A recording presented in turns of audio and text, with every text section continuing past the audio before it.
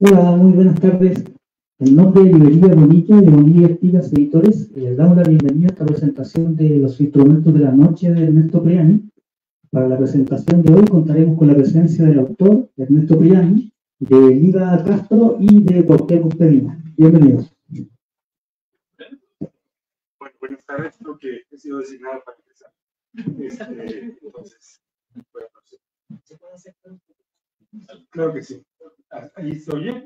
En la penúltima sección de los instrumentos de la noche, encaminándonos ya hacia la salida, pero aún con la sensación intempestiva que solemos describir técnicamente como in media res, Ernesto Priani introduce una cita de Benjamin sin dejar de todo claro que proviene del ensayo Kitsch onírico que publicó en 1927 en la revista Die Neue Rundschau. Y es la cita benjaminiana. Ya nadie sueña con la flor azul. Si alguien hoy se despierta siendo Enrique de Opperbingen, ha de ser sin duda porque quedó dormido hace mucho tiempo. Todavía está por escribir la historia del sueño e inaugurar su conocimiento significaría golpear decisivamente con la iluminación histórica la superstición que lo encadena a lo meramente natural. Cierro la cita. No exagero si confieso que esta cita me produjo un sobresalto, y los motivos son varios. Uno, porque como en un pequeño jeroglífico al que tan afecto era el crítico germano, me percaté que la afirmación de Benjamin bien pudiera ser una rendición de la empresa que se propuso Ernesto Priani, quien, si lo conozco bien, bueno, al menos lo conozco ya por un tiempo incontestable, busca esconder debajo de la transparencia acabada y tramposa de su prosa pequeños argumentos enigmáticos, guiños no desprovistos de la ambivalencia que permite luego eficazmente ser denegados. Por supuesto, Priani no se permitiría la vulgaridad muy del fin del siglo XX de encabezar su libro con una cita de Benjamin, no con una cita de Borges, asqueado por adelantado de la posibilidad de que alguien buscara reclutarlo en la leva de la teoría a la moda. Benjamin aparece convenientemente como objeto de su estudio, examinado desde un ángulo, además de oblicuo, escasamente visitado, como un post-freudiano que subvierte la demanda de fidelidad al, cito, relato del sueño como testimonio único de la experiencia onírica, cierro la cita, que lo pone al servicio de múltiples relatos, algunos relativos a otras experiencias oníricas, y al mismo tiempo cruzando constantemente el terreno de la vigilia en alusión a un empático despertar. Pero más allá de que los apuntes de Priani podrían darle un valor de uso, el valor de uso que Benjamin da a los sueños de su escritura, al menos en el modo en que lo empareja con Lichtenberg, en, cito, mostrar la operación de una mente, de una mente al que no subyace el yo, pues lleva al despertar de la conciencia de nuestro lugar común en la historia. Cierro la cita. Uno puede proyectar en ese textito una especie de programa, una escritura antes de la escritura, en la observación de que la historia del sueño es una asignatura por llenar. Y vuelvo aquí a recordarles la cita. Todavía está por escribir la historia del sueño, e inaugurar su conocimiento significaría golpear decisivamente con la iluminación histórica la superstición que lo encadena a lo meramente natural. Aunque Priani desliza cautamente en el título de este libro que su contenido es un collar de fragmentos que tienen en conjunto un valor preparatorio, episodios para una historia de los soñados, los instrumentos de la noche es una apuesta por precisamente inaugurar un cierto conocimiento histórico del sueño. No, en efecto, es la historia del sueño o lo soñado, sino un doble golpe a la idea de que es una experiencia definida por la supuesta naturaleza humana. En la medida en que Priani insiste que antes que nada lo que le interesa es una específica condición de historicidad, la historicidad de las imágenes en el sueño, a las que proyecta tanto la volubilidad en el tiempo como la noción de que su irrupción en el catálogo de lo soñado es un evento muy sustancial. Doble sentido del tiempo, el cambio y el origen. En el texto se plantean bajo la inspiración de dos visiones por demás heterodoxas de la excavación del histórico, Nietzsche y Agamben. Y aquí voy a citar a Ernesto en la introducción. Reflexionó acerca de la irrupción, las locaciones históricas, no solo en el campo de los acontecimientos, sino particularmente en el de los significados, tiene su fuente en dos ideas elaboradas por el filósofo Giorgio Agamben. Su apropiación del concepto de emergencia, que toma en Nietzsche para caracterizar el momento que precede a la aparición de un fenómeno del tiempo, una especie de aurora, y el concepto de vida de las imágenes, con el que propone indagar en la metamorfosis de las representaciones artísticas con el paso del tiempo. Quiero subrayar aquí las representaciones artísticas. Quiero decir.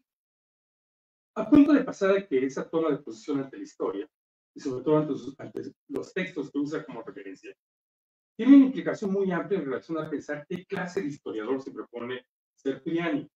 Si el filósofo me permite esa aparente degradación, que supone reclasificarlo, reclasificarlo en el cuadro de las operaciones humanísticas. Si llamar al doctor Priani historiador no es un insulto alambicado, sobre todo viniendo de alguien que es una especie de historiador como yo, es precisamente porque Priani en ningún momento se propone la construcción de un relato de acontecimientos o hechos de los que común y acríticamente llamamos históricos. Ni tampoco cae en la noción de pensar un todo integral y coordinado de las representaciones en el orden de la mentalidad, del Tanshaun o cultura para demarcar o determinar la naturaleza de lo soñado. No, en absoluto. La materia de indagación de Priani en el tiempo es, por un lado, una noción conceptual. ¿Cuáles son los modelos, quisiera yo decir, paradigmas y épocas de lo que el autor llama, cito, una forma característica de interpretar y concebir el conocimiento? En esa frase se desliza sutil o sigilosamente, como Priani suele hacer en su teorización, una distinción importantísima. No es esto una historia de ideas o doctrinas, en sentido estricto, aunque recorrerlas, revisar el modo que los autores explícita y conscientemente hicieron la naturaleza de lo onírico, es un elemento imprescindible de la elaboración del autor, porque el conjunto de sus referentes, como el autor lamenta, varones, y sin decirlo, europeos mayormente occidentales, son hitos de la historia del pensamiento y la escritura. Deslicemos la insinuación de que todos son, la forma que no confiesa Priani, una forma no constrictiva y no de todos escolar, filósofos, precisamente en el sentido un tanto de leuciano de percibir la forja de conceptos. Escritura, en efecto, la emergencia de historicidades del saber y hacer del sueño. Sobre esto, hacer voy a poner un poco el acento. La revisión que Priani nos ofrece es iluminadora. En tanto, nos propone un esquema que pareciera sólido y duradero. 4 grandes modelos o episodios del modo de plantear lo soñado por los occidentales. 1, la etapa de la interpretación o onirocrítica que preside y nombra el libro de Artemidoro de Dalvis, que concibe las imágenes de sueño como anticipaciones, en un sentido que clarificó un contemporáneo suyo, Sinesio de Cirene, al plantear que los sueños implican el contacto directo del ser con el alma, en que las imágenes son mensajes sobre lo que puede suceder en el futuro inmediato o inmediato del soñante. En esa etapa, la antigua, la medieval, Priani insiste: el sueño es visto como portador de imágenes oníricas no personales, que si bien no son inequívocas, permiten una escritura de signos y símbolos, un código, una especie de diccionario, que son utilizables en términos adivinatorios. Un segundo momento histórico, particularmente novedoso para la ignorancia del que habla, que Priani nombra registro, es inaugurada por Thomas Nash en The Terrors of the Night en el siglo XVI, por ejemplo. Pero también incluye las reflexiones sobre sueños de Descartes y Ralph Rosselin. Y en ellas el sueño parece ser registrado en relación a su significado para el soñante específico, para la persona que soñó, ya viéndose el sueño como un residuo de la imaginación diurna, o por aparecer bajo el mandato de autoexamen del calvinismo como una vía para entender la manifestación del temperamento propio. El tercer ciclo empieza con la discusión que hace Priani de la reacción de Kant contra las pretensiones visionarias de los sueños tardíos de Swedenborg.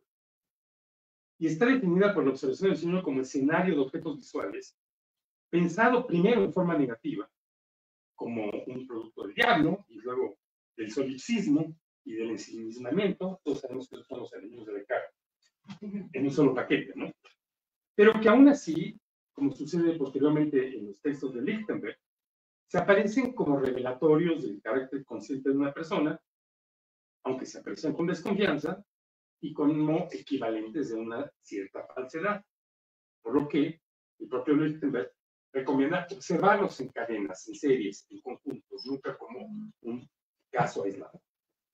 Y finalmente, en un doble registro, que sigue el libro en distintos momentos, Priani arriba a Freud, inaugurando la etapa en donde los sueños son vistos propiamente como un criptograma, en el sentido de que un deseo frustrado se expresa en un ocultamiento, pero que sin embargo plantean, en ese sentido, incluso en el título del libro de Freud de 1900, un retorno a Artemidoro y la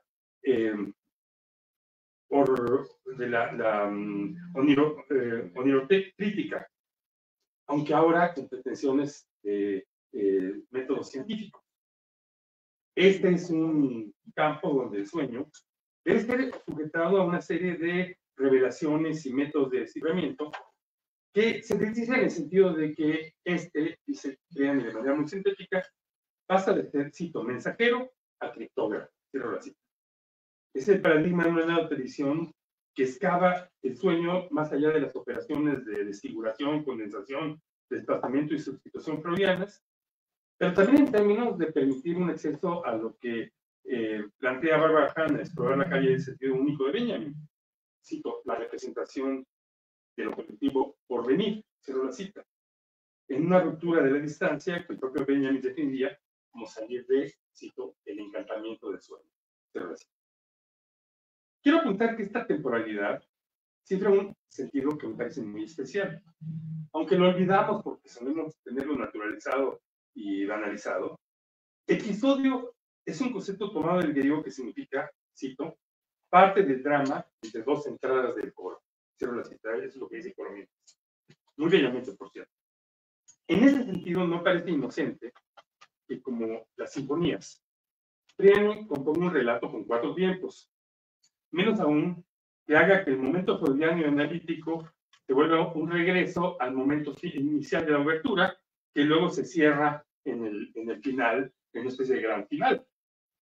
Este es un libro que nos deja en un espíritu claramente agambiano, habitando de pronto una figura antigua, la de la onirocrítica, ante un presente y futuro que se postula como regreso a un misterioso leicoidal, donde lo antiguo aparece también ahora como próximo. Como ya afirmaba, estos episodios componen una historiografía que no está jaloneada por la banalidad de que el tiempo es cambio, sino por la búsqueda de una propia temporalidad interna. Lo que los historiadores solemos designar como la pretensión de tener el pensamiento de los sueños con una especie de autonomía relativa, en términos de constituirlo como un género, un arte, una historia técnica que tiene sus propios campos, su propia dinámica y sus propios cortes.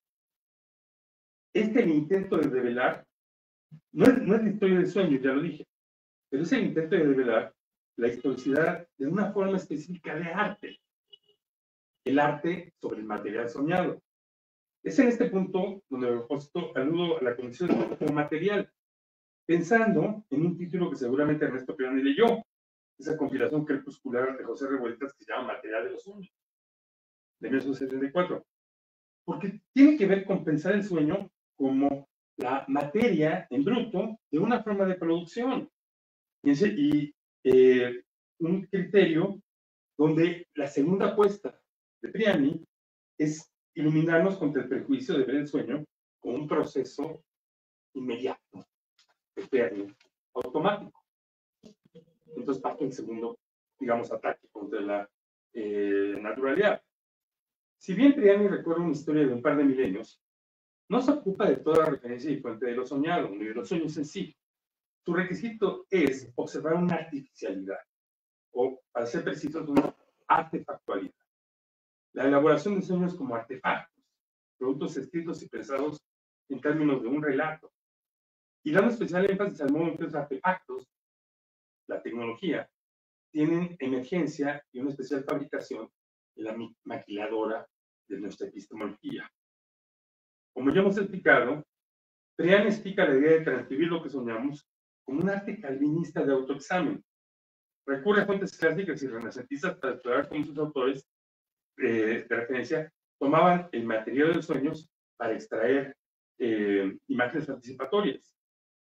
Y más tarde, a partir de la modernidad, en el testimonio propio de Descartes, cómo el material de los sueños es dispuesto a ser observado y comparado con la conciencia, y luego cómo es sujeto a un desciframiento que lo libera de la censura del inconsciente o del dominio ideológico. Priani no se ocupa de los sueños en sí mismos, sino de las elaboraciones. Los textos testimoniales en la época postcartesiana o reverenciales en la antigüedad y Edad Media, por los que los autores, después de despertar, elaboran la materia nocturna. Además que el estudio de los referentes de Priani hace énfasis en los procedimientos que se aplican en ese material contado. El libro es De nuevo contigo y en, vamos a decir, el ráfagas de pensamiento, una meditación entre el saber y la técnica. Es importante el modo en que, por boca de Bernard Stiegler, en su libro El pecado de Epimeteo, Priani retrotrae la desconfianza por la tecnología al horizonte griego, diciendo que la filosofía aisló el tecné del episteme cuando, cito, el filósofo acusa al sofista de instrumentalizar el logos como retórica y logografía, medio de poder y no lugar del saber. Pero la cito. A esto apunta Priani, cito, en la Grecia clásica, la técnica ocupará un lugar opuesto al saber, de la falsedad y el no ser. Creo que sí que ese concepto para mí fue algo muy revelador. Yo debería saber eso y de pronto me topo con algo que es importante. Tenemos aquí que por una vía radicalmente distinta a la manera en que Derrida denunció el logocentrismo, Priani toma el partido implícito con la condición de lo soñado, precisamente porque es un artificio, un producto en cada paso de su estudio. Pero no contento con esta constante elaboración sobre los modos y prácticas de escritura y pensamiento como soñado, como una forma de proclamar la desnaturalización del sueño, el libro registra un giro adicional. Estudiar preferentemente las imágenes de sueños que involucran una tecnología, esta sí, necesariamente histórica, datada, en términos de la emergencia de artefactos, instrumentos y medios, irrumpiendo no solo en la vida cotidiana y práctica, sino en el propio escenario del sueño. El título, Los instrumentos de la noche, no es un giro poético, describe un temario, oponer a la mentalidad contemporánea tecnólatra y tecnófoba, pero ciertamente obsesionada con la técnica y la llamada tecnología, un saber de casos y etapas en que los sueños son también espacios históricos de registro de toda clase de fases de nuestra relación con aparatos. Un propósito que hace evidente en la introducción, de aquí lo cito. No deja de fascinarme, y esta es una de las razones de este libro, que conforme se consolida esta tendencia de identificar sabiduría y tecnología y extenderla hasta esa condición de mediación universal, que se haga visible y objeto de interés la presencia de la tecnología en los sueños, cuya historia sigue exactamente el camino contrario a esta. De acceso privilegiado a la verdad y al saber en la antigüedad, los sueños dejaron de serlo a partir del siglo XVII. Desde entonces se les consideró como un territorio de mentiras y falsedades, ilusiones y fantasmagorías, pero también, y gracias en parte a ellas, como medio para acceder a la propia personalidad. La tecnología aparece ahí como parte de las fantasmagorías, que debemos no recordarnos que, pese a todo, sigue siendo un espacio en el que, al dormir, nos encontramos en cierta forma inertes frente a la vida de las imágenes. Desglosemos algunas aristas de este programa. 1. Insistir a cada paso que hay una tensión entre sueño y racionalidad moderna, y por tanto el sueño aparece como un campo de epistemología diversa, una materia fascinante e indómita, sujeta a técnicas no subordinadas a la mera aplicación de las técnicas de la civilización técnica. Al mismo tiempo, dos, era como un espacio de aparición de imágenes complejas de la técnica. Es fascinante, por ejemplo, constatar los sueños de Cardano en el siglo XVI, alterados por la novedad de la imprenta, el punto de aviso, a los libros como opuestos a las joyas, en el sentido de que son objetos bellísimos, pero disponibles, cito a Cardano, a un precio tan ridículo que casi podría creer que me lo estaban regalando.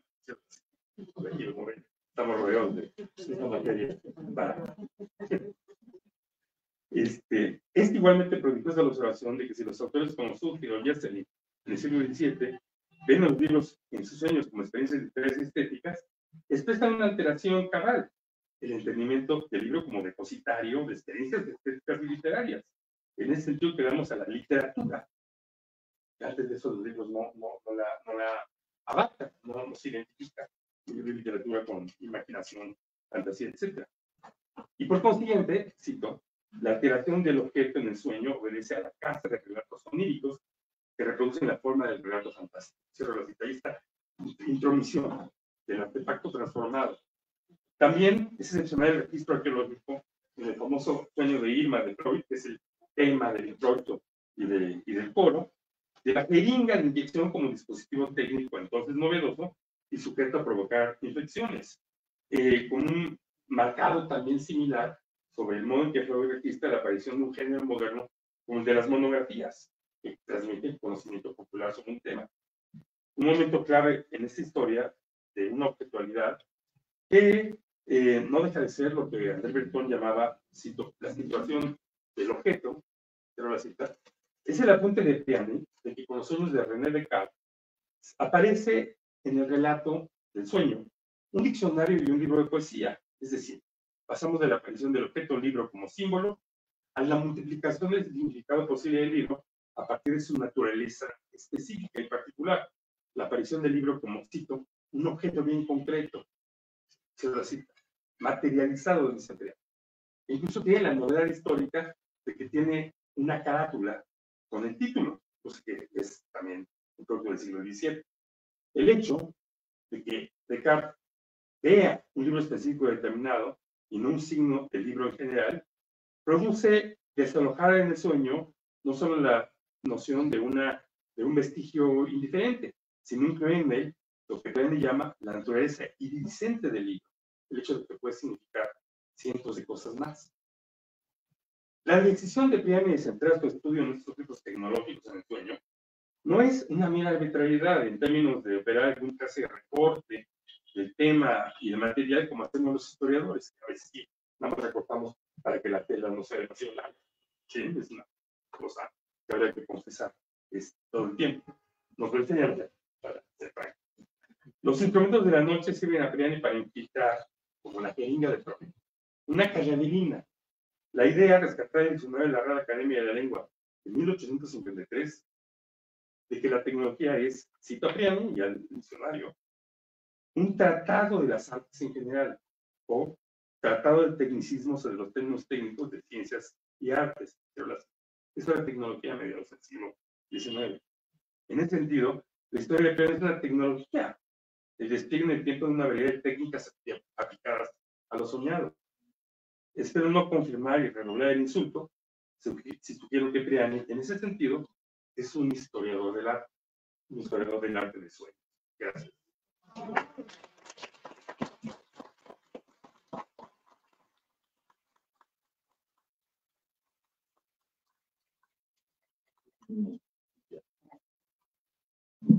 Hola.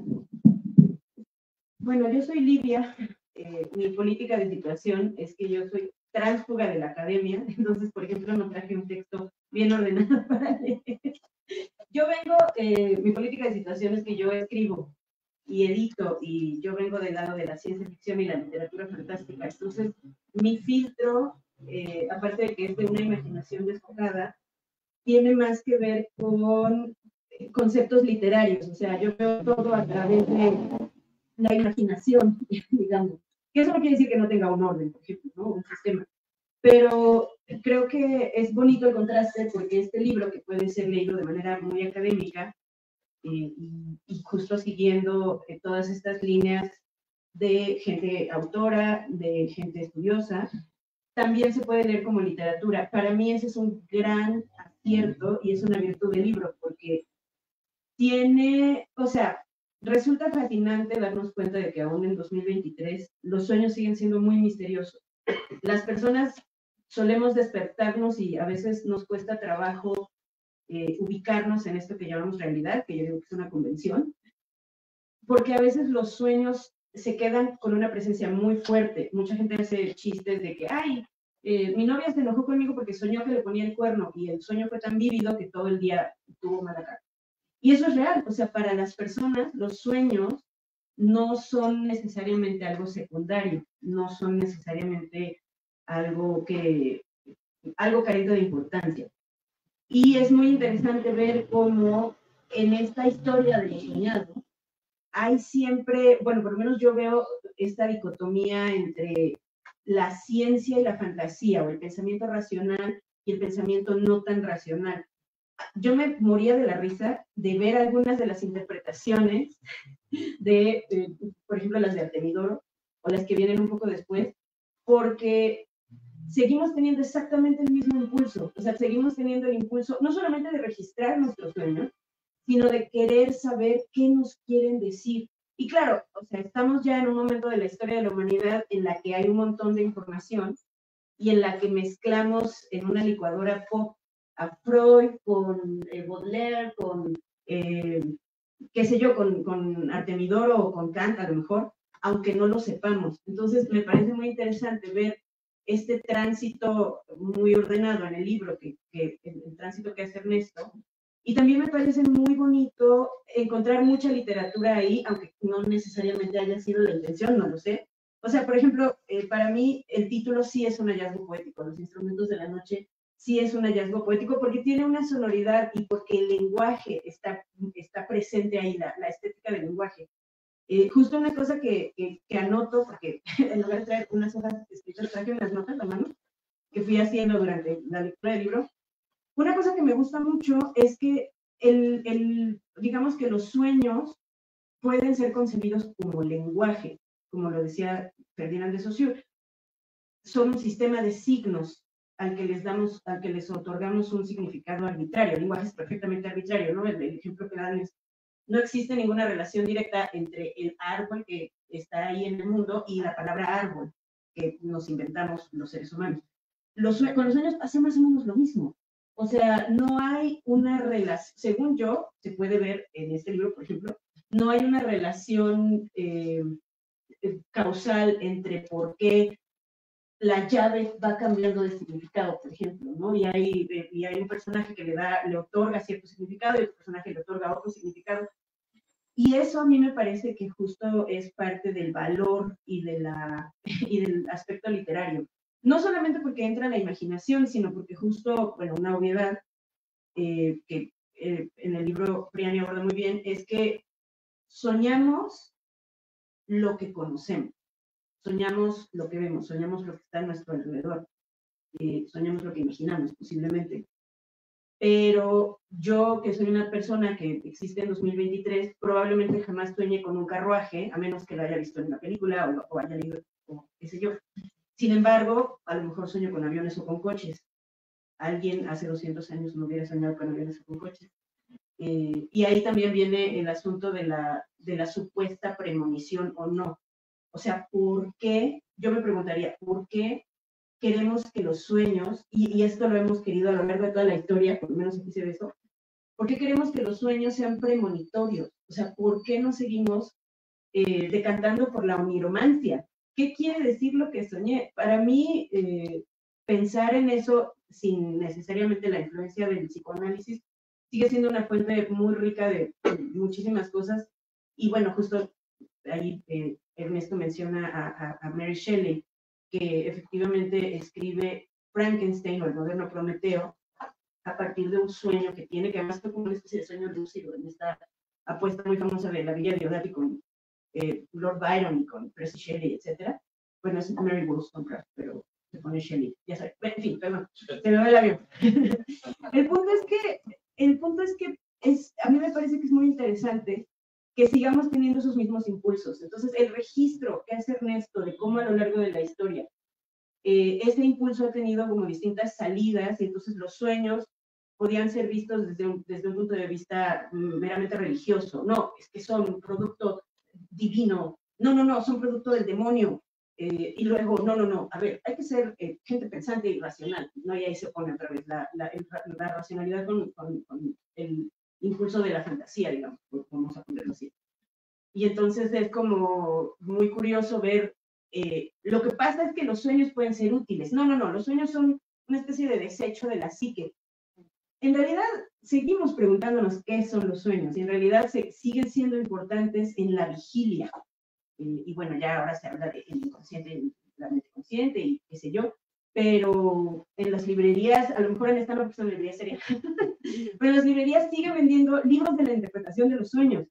Y hay un montón de textos que precisamente hacen muchísimas revisitaciones y regurgitaciones de textos que históricamente tienen una trayectoria que a lo mejor no tenían esa intención, pero que siguen siendo válidos. Y todavía, o sea, yo recuerdo hace unos años haber comprado un libro que era como una especie de diccionario, justamente, ¿no? O sea, ¿qué significa soñar con una serpiente?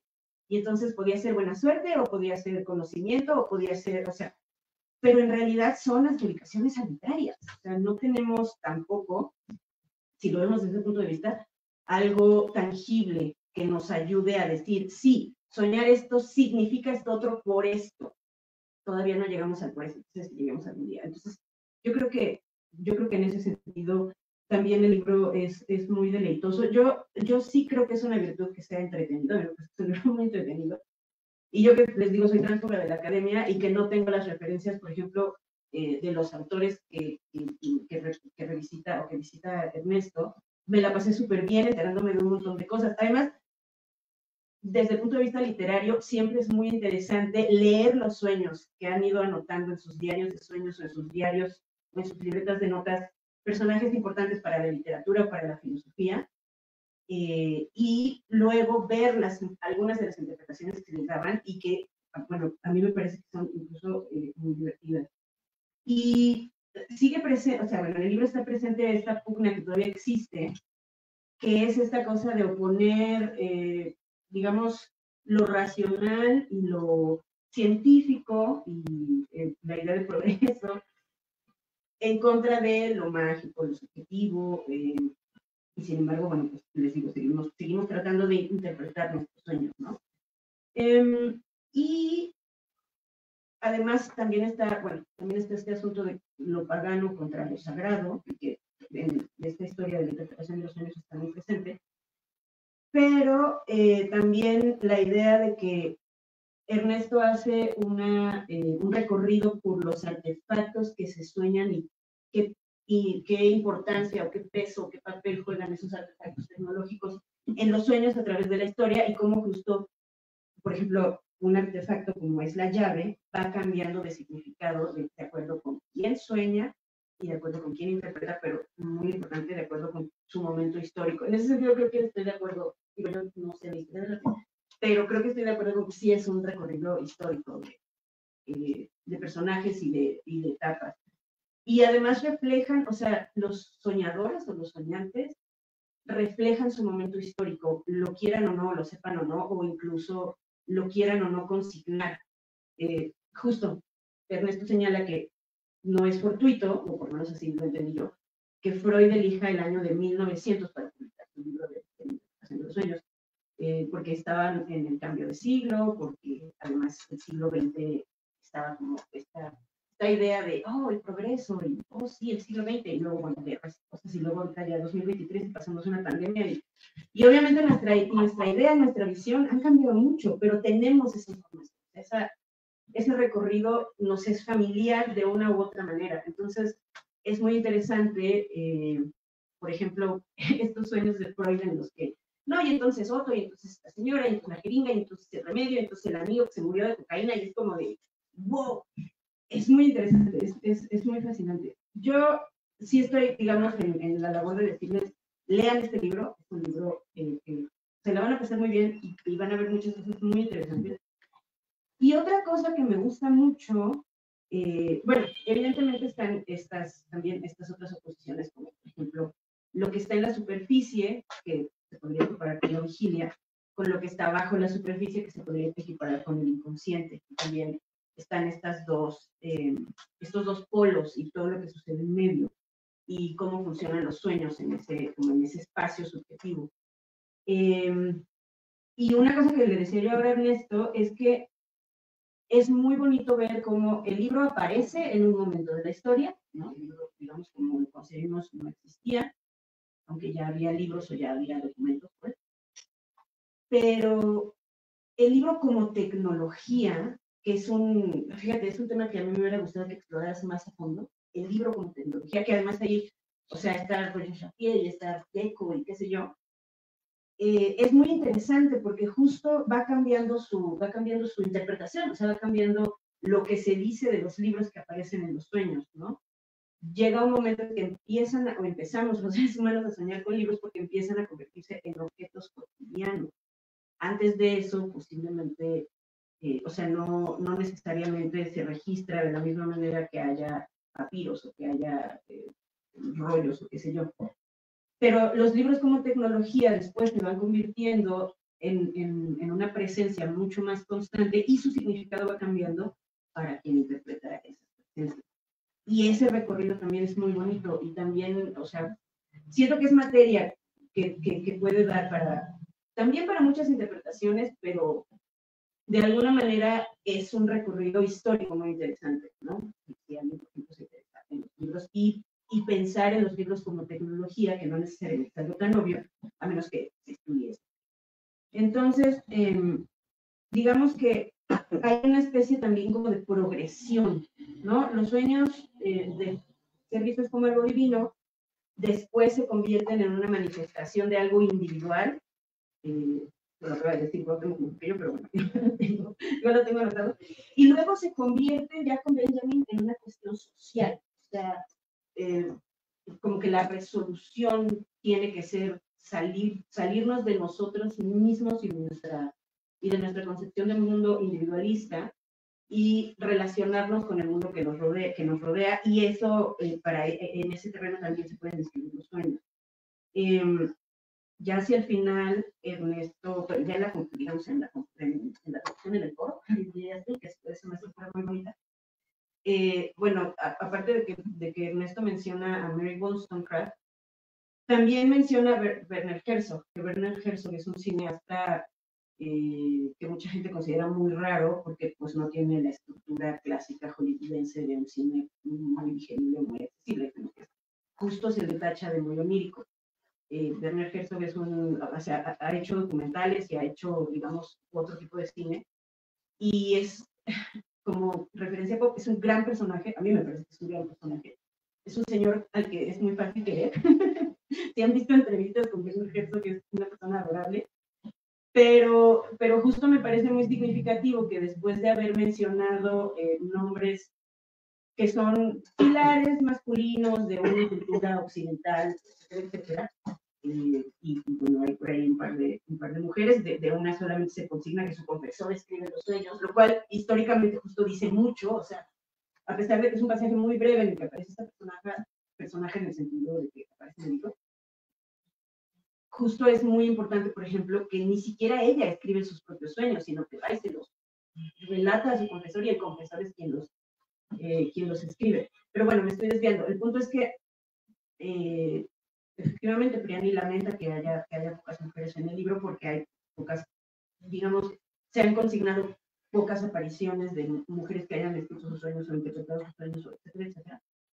Pero bueno, aparte de mencionar a Mary Shelley, que es una de las autoras a las que se considera la madre de la ciencia ficción, de alguna manera, aunque en México hay una gran discusión de que el primer sueño es en realidad una obra que antecede a la ciencia ficción como la concebimos, pero que en realidad tiene un planteamiento especulativo, y entonces ahí para mí hay una línea importante y hay un camino que literariamente, imaginativamente une a Mary Shelley con Sor Juana Inés de la Cruz o con Juana de Asbaje, con la idea de los sueños, porque lo que hace Sor Juana es decir, bueno, voy a hacer un viaje astral, diríamos ahora, y en realidad está haciendo una mezcla de tecnología y misticismo, digamos, de su época, ¿no? Más o menos podríamos decirlo. Y bueno, no deja de ser significativo el título de Primero Sueño. Esto no lo menciona Priani, pero para mí está, o sea, está emparentado, digamos. Pero bueno, al final está Werner Herzog, entonces sí hay como una, no sé si es una progresión en el sentido de avanzar, pero bueno, sí hay una línea que va uniendo estos elementos y que termina con Herzog, entonces de alguna manera lo dejas abierto, me parece, ¿no? Y eso también me parece que es muy bonito.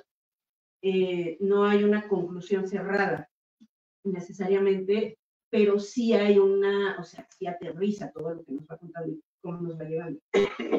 Y a mí me gusta mucho cómo cierra el libro y al final a mí me hubiera gustado, por ejemplo, porque yo vengo de la literatura, que a lo mejor tú aventuraras más alguna interpretación o que aventuraras más algunas otras notas más, que no fueras como tan contenido, que no fueras tan pudoroso, que hubieras dicho, nah, yo veo esto aquí.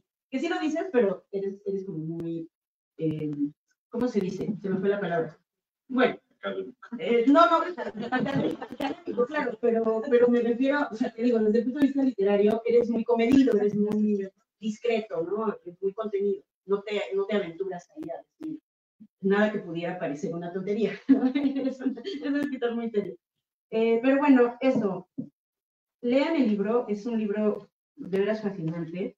Yo me enteré de muchísimas cosas de las que no tenía idea, otras tenían mucha resonancia para mí y a otras yo había llegado justo por el lado, a lo mejor pop es la mejor palabra para definirlo, porque había llegado por el lado de, la interpretación, o, claro, este autor me suena porque he visto que se le cita en libros de interpretaciones de los sueños, qué sé yo. Entonces, ver este camino, ver estas progresiones es súper interesante. Y también, bueno, yo que no tengo una formación estrictamente académica, hay un montón de libros que me encantaría conocer, o sea, hay un montón de material que tú citas y yo digo, ay, esto se ve buenísimo, yo quiero leer esto, porque hay, o sea, porque se ve que hay evidentemente mucho más de lo que tú estás decantando en tu libro. Entonces, también está, para mí, maravilloso que funciona como una puerta de entrada a otros mundos, a otros textos, a otras mentes, y en ese sentido, como propuesta literaria también está bien chido, porque justo es un texto que genera el contacto con más textos. Creo que es una gran virtud del libro. Y bueno, al final, por supuesto, metódicamente viene la bibliografía, entonces no es difícil decir, muy bien, voy a conseguirme estos materiales y a ver qué saco de ellos. Entonces, bueno, muchas gracias por invitarme a presentar tu libro. Para mí es muy emocionante estar aquí con la verdad. Y pues nada, lean Los Instrumentos de la Noche. Hay mucha literatura, hay academia. Van a encontrar cosas muy entretenidas, cosas muy raras y también cosas que estoy segura que no se esperan. O sea, creo que es un libro lleno de sorpresas. Muchas gracias.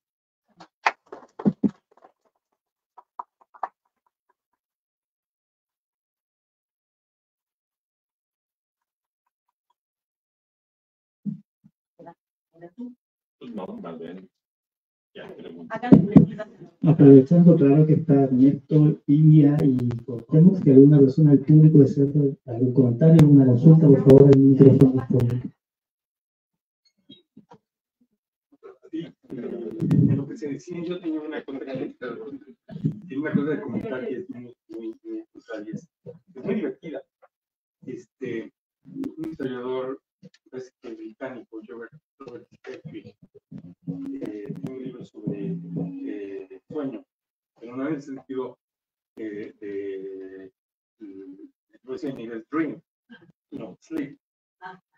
Y en el mundo medieval machista, el concepto de primero sueño, first sleep, es la primera etapa dormir en la noche, porque había una lógica que creo que se llama bifásica, de sueño bifásico, que consistía, está muy documentado, en que bueno, piensen, es un mundo sin luz eléctrica, entonces la gente se va a dormir temprano, se despierta a la medianoche, y aparentemente la medianoche tiene tres posibilidades: comer, Sí.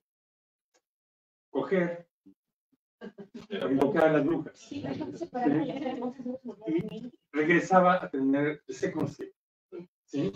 Entonces, este concepto de que uno duerme toda la noche y despierta es contemporáneo a los trenes.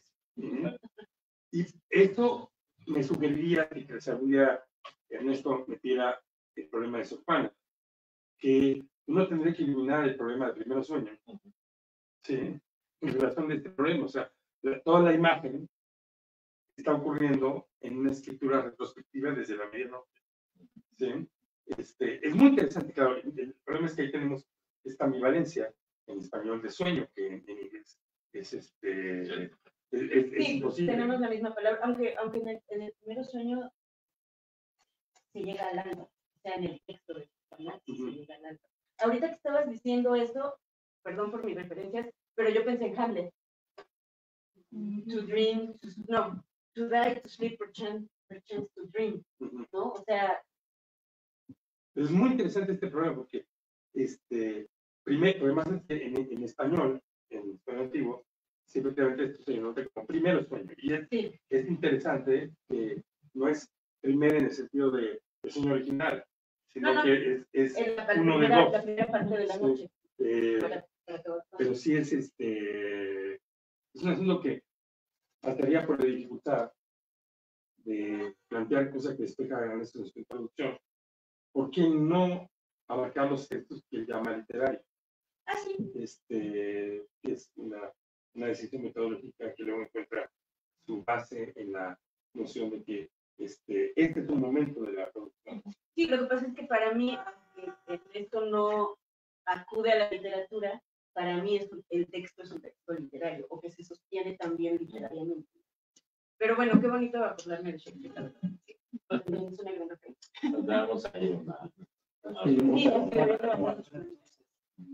Felicidades, Ernesto, por la publicación del libro. Y preguntar, es una pregunta que se hace mucho en las artes plásticas.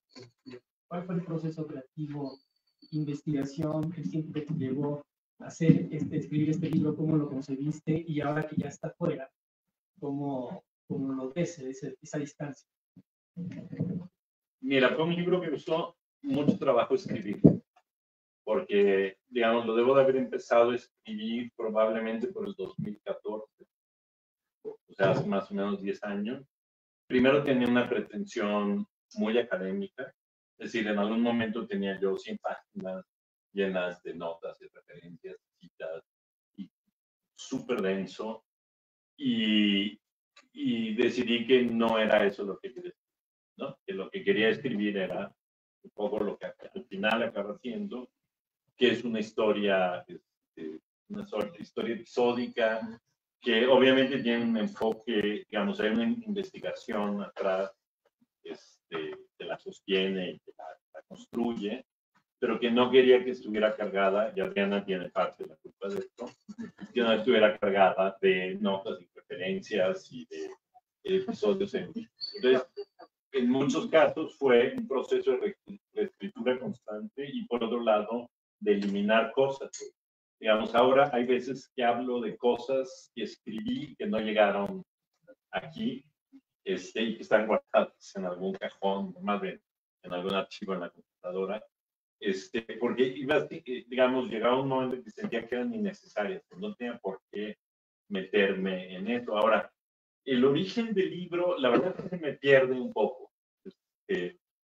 Digamos que yo tenía como cierta paz. A ver, yo tenía una preocupación por dos cosas fundamentalmente. Una era cómo se escribe, la forma en que pensamos, es decir, cómo podemos historiar la forma en que somos, o la forma en que construimos lo que creemos que somos. Y me parecía que los sueños eran un lugar ideal para hacerse esta pregunta, ¿no? ¿Por qué? Porque la experiencia onírica no es de nadie más que de uno mismo, Pero por otro lado me interesaba también la presencia de la tecnología en los sueños, y de eso tiene mucha culpa el sueño de Freud, que es un sueño que está cargado de cosas tecnológicas a las que les va dando un significado así increíble. O sea, es el sueño, el nacimiento del psicoanálisis, ¿no? Y en realidad es una jeringa sucia, que le que a alguien, ¿no? Entonces, a mí me parecía además, digamos, como que este cruce entre algo que es muy íntimo y algo que es muy concreto, y que su presencia se puede historiar, fue un poco el origen de todo el proceso creativo. Y, digamos, por ejemplo, una cosa que no acabo aquí, o sea, una, por supuesto, es Sor Juana, siempre la estuve considerando, pero también el sueño del profeta Daniel, que es muy importante, y del que escribí páginas, páginas, páginas, y luego dije, no puedes, no, porque esto me va a llevar, porque entonces voy a tener que tratar esto y esto otro, entonces ya en un momento estaba yo desesperado, porque el libro crecía desproporcionadamente, yo quería que se mantuviera acotado, ¿no? Porque, claro, la misma fuente, por ejemplo, está El sueño de Cipión, que es otro del que estuve escribiendo, pero entonces eso me llevaba luego a toda la parte de los sueños literarios, de las representaciones literarias de los sueños, y dije, ya, no, bueno, dije, no me da la me quedo con él. Entonces es mucho un proceso de estar recortando, y era, o sea, recortando cosas que sí escribí. Es importante. Yo debo confesar que estoy en el lado contrario, que me preocupó que nunca conseguí la nota al pie para saber dónde está parada, ¿no? La cita de Benjamin me di cuenta que no está grabada porque no es españolizada, no sé dónde está. Pero, o sea, las versiones que tengo de texto no correspondían a esta versión. Pero te voy a poner una pregunta que me pareció muy interesante en este momento.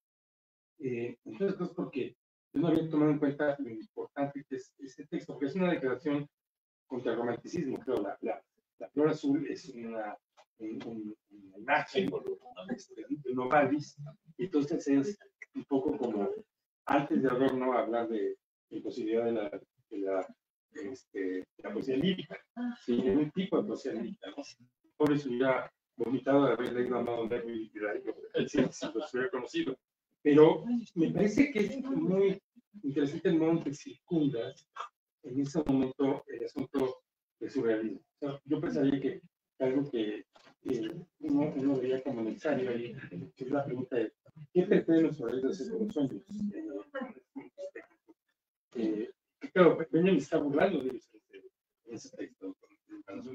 El pitch onírico es Platón. Sí, absolutamente. De hecho, ahí hay un recorte importante. Es decir, cuando yo llego a lo que pasa después de lo que pasa los 20 años posteriores a la aparición de la interpretación de los sueños, que todo el mundo enloquece y empieza a escribir y a hablar de sueños y a hacer cosas con los sueños, y es desbordante. Es decir, Benjamin es uno de 20 autores alemanes que escriben sus sueños entre 1900 y 1920.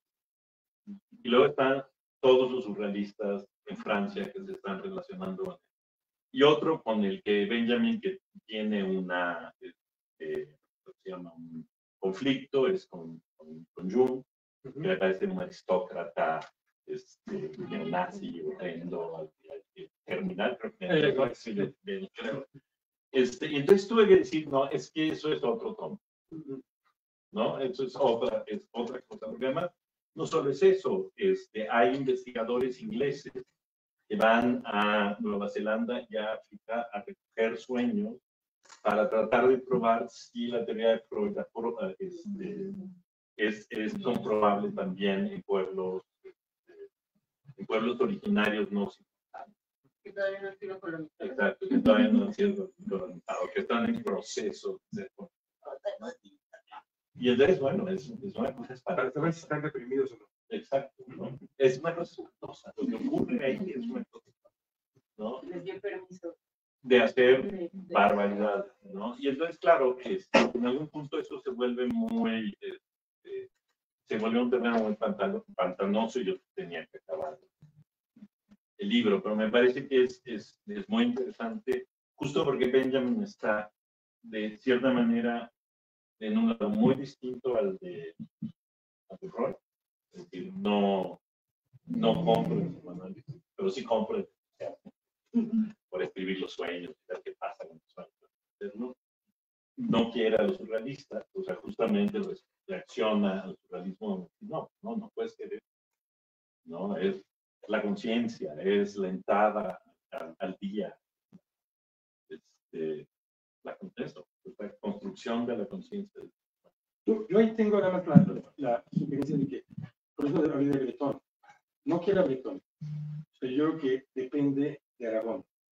O sea, depende del paisano de París, enteramente para hacer precisamente la idea del sueño, de los pasajes y todo eso. Ok, bien.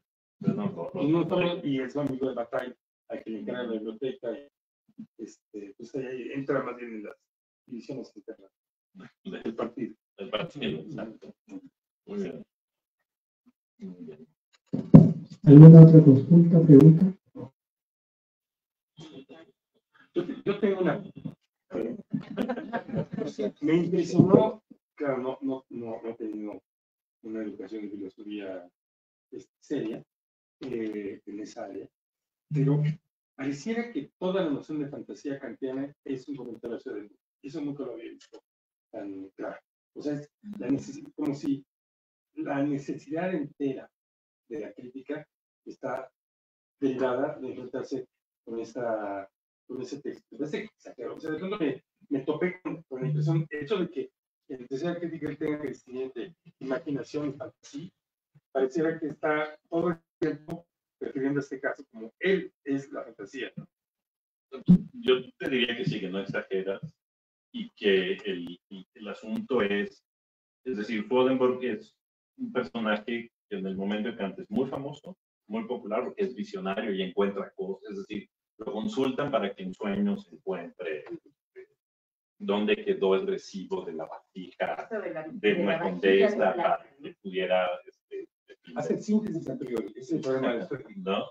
Y entonces Kant es muy joven, es decir, cuando esto está ocurriendo, Kant todavía no ha pensado en escribir ni nada.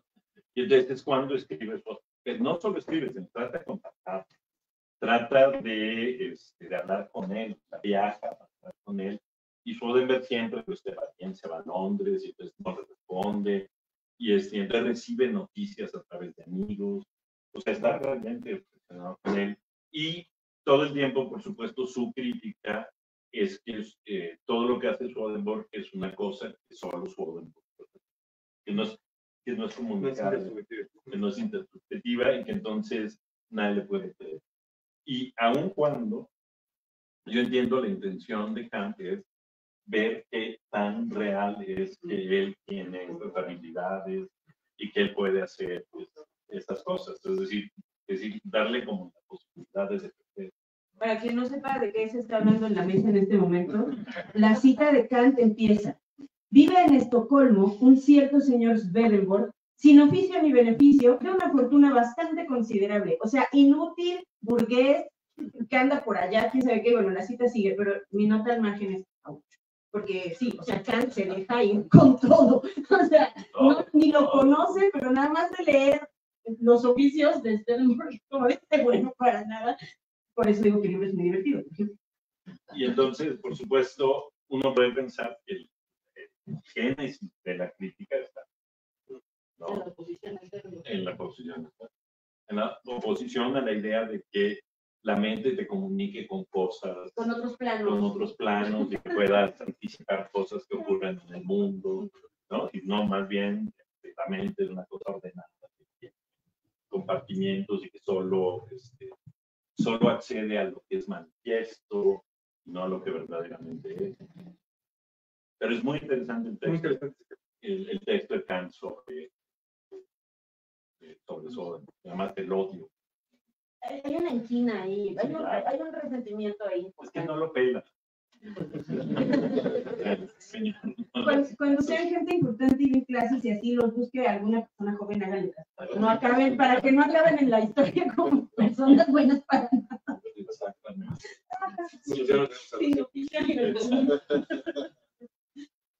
Yo debo confesar que yo vi la película, hasta se me llama el nombre, la Catherine Blanchet de la música. Y aplaudía de felicidad en el regaño, en jubilado de los estudiantes. Por fin nadie hacía eso. Era imprescindible. En eso no fue. Muy bien. Bueno, en nombre de Librería Bonilla y de Bonilla Artigas Editores, queremos agradecer a Cuauhtémoc Medina, a Lidia Castro y a Ernesto Piatti por esta presentación de los instrumentos de la noche. También aquí al público presente, hay ejemplares del libro del mostrador por si les interesa. Buenas tardes.